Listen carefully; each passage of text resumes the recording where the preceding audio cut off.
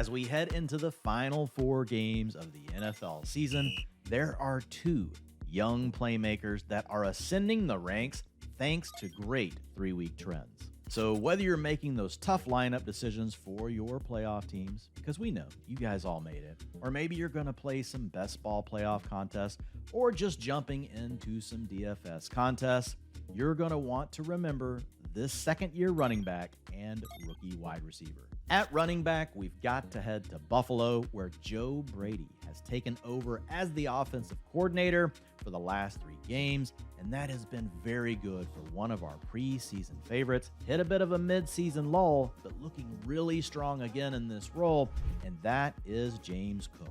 So if we head over to fantasylife.com and we open up the utilization suite of tools and go to the game log view for the Bills at running back, we can see the impact that Brady has had on James Cook.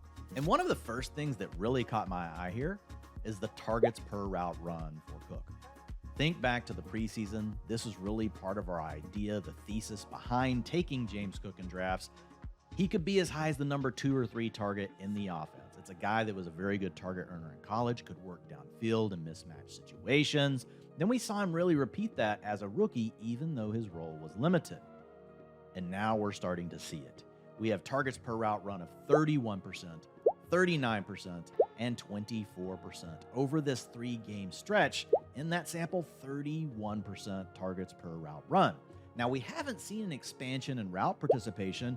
In fact, it's still fairly low. We would hope that James Cook would be at 60, 65%, but the key is when he is on the field, they are prioritizing getting the football to Cook. And the revitalization of Cook's role in the passing game has been a very positive thing for his total opportunities. If we look at week 11, he had 17 rushing attempts and 4 targets for a total of 21. Week 12, he had 23 opportunities with 16 carries and 7 targets. And then finally last week, week 14, 10 carries and 5 targets for a total of 15. So over this sample of games, now averaging 19.7 opportunities per contest. And while his utilization is not perfect, he still doesn't have the role inside the 5-yard line. The targets are helping to offset that, as well as his elite efficiency. If we look across the entire NFL landscape at all of the running backs with at least 100 rushing attempts on the season, Cook ranks 7th in yards per attempt at 4.8, with 14.7% of those carries going for 10+ yards. That ranks 3rd out of 40 qualifying backs. And we've talked a little bit about his receiving prowess already, but yards per route run, 1.60, that ranks 4th. So let's take a look at the data for the last 12 years and get an idea of what are the comps for James Cook in this new role in the Joe Brady offense. By the way, excluding backs that had large workloads inside the 5-yard line. And the average finish was 15.8 points per game as the running back 13. The top comp in the group was Ryan Matthews. He averaged 17.2 fantasy points per game in 2011. The bottom end was the 2019 iteration of Devonta Freeman, who averaged 14.4 fantasy points per game. Now, here's the good news. Both of those players are above where James Cook is at for the season. He's currently the running back 21, averaging 13.8 points per game. Now, over the last 3 contests, he's averaging 20.1 points per game.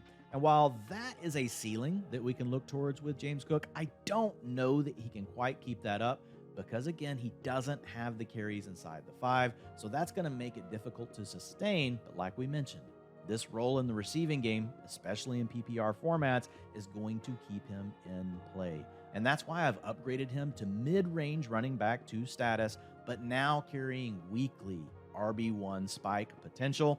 And over on DraftKings, last weekend, he was $6,000. That's only moved up to $6,300. So still a player that we can take advantage of in DFS tournaments.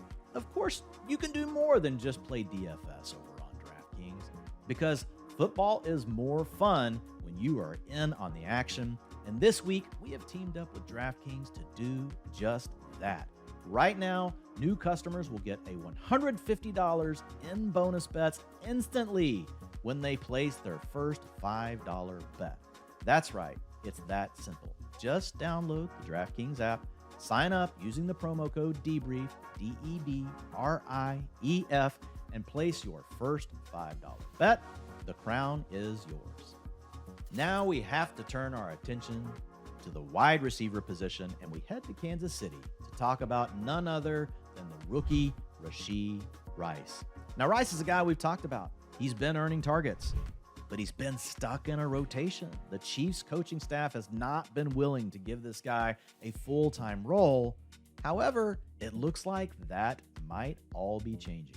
In week 14, we saw a season high 82% route participation for Rice. Now, the way it has worked for him so far this year is he has gradually moved up and then he will plateau off.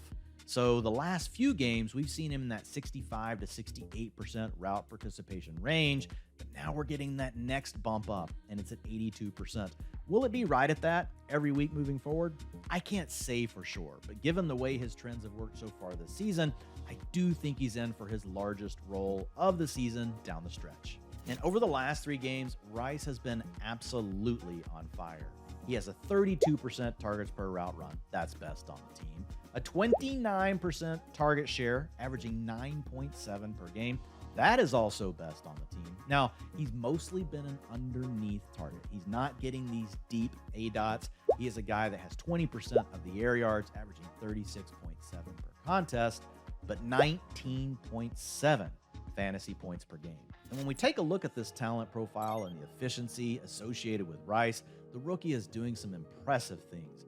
Yards per route run of 2.35. That ranks 13th in the NFL out of all wide receivers with at least 250 routes, and his targets per route run, 26%. That is 12th in the NFL, and oh, guess what? That is 1 percentage point better than Travis Kelce. He leads the Chiefs. So when we put all this together, we take the talent profile, we look at the utilization. What does it look like versus the last 12 years of data? Well, the closest comps, 16.6 fantasy points per game with an average finish of wide receiver 12. Now, the comp group is not huge because we have this low average depth of target going on with Rice, and it's hard to find guys getting as many targets as he is in that area of the field. So I wanted to give you a couple of the closest ones just to give you an idea. We have 2022 Chris Godwin at 15 fantasy points per game, and 2009 Percy Harvin, who averaged 18.1. So when we look at those names, those are well above what we've seen so far for Rashee Rice this year at 12.4 fantasy points per game. He's the wide receiver 33.